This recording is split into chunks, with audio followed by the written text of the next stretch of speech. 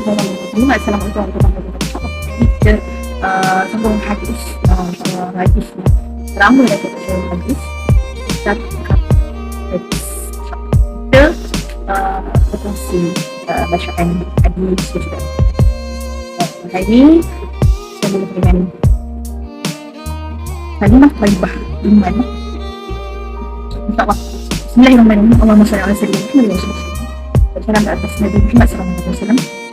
Maknanya iman dari segi bahasa dalam menerima dengan meyakini penyampaian seseorang yang tertentu kerana kepercayaan terhadap itu. Sementara dalam istilah agama pula, makna iman ialah menerima dengan yakin perkataan Rasulullah SAW tanpa melihat dengan mata sendiri semata-mata kerana mempercayai baginda SAW. Walaupun dia tak nampak, kita tak lihat baginda SAW, tapi yakin kita percaya. Itulah makna iman tersebut. Beriman kepada Rasul kan. Beriman tu maksudnya percaya juga. Yakin. Walaupun kita tak nampak. Okay. InsyaAllah. So kita mulakan dengan ayat-ayat Al-Quran dalam surah Al-Anbiya.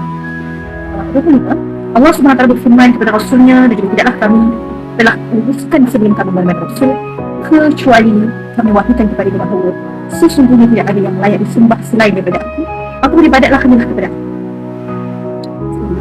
Allah SWT berfirman kepada Rasulnya, dan tidaklah kami telah utuskan sebelum kami menerima Rasul kecuali kami wahyukan kepada dia bahawa sesungguhnya tidak ada yang layak disembah selain daripada aku, maka beribadatlah hanya kepada aku.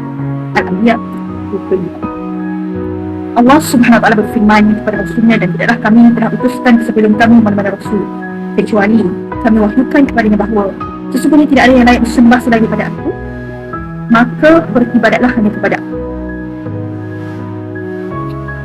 Surah Al-Anbiya ayat sambung kalimah thayyibah iman ni, ayat Al-Quran yang kedua. Ayat Al-Quran yang kedua adalah Allah SWT berfirman, sesungguhnya orang-orang beriman, orang-orang yang apabila nama Allah Subhanahu Wa Taala disebut, hati mereka menggetar ketakutan. Apabila dibacakan ayat Allah, maka ayat itu pun menambahkan kekuatan iman mereka. Mereka hanyalah bertawakal kepada Allah dan Tuhan mereka. Surah Al-Anfal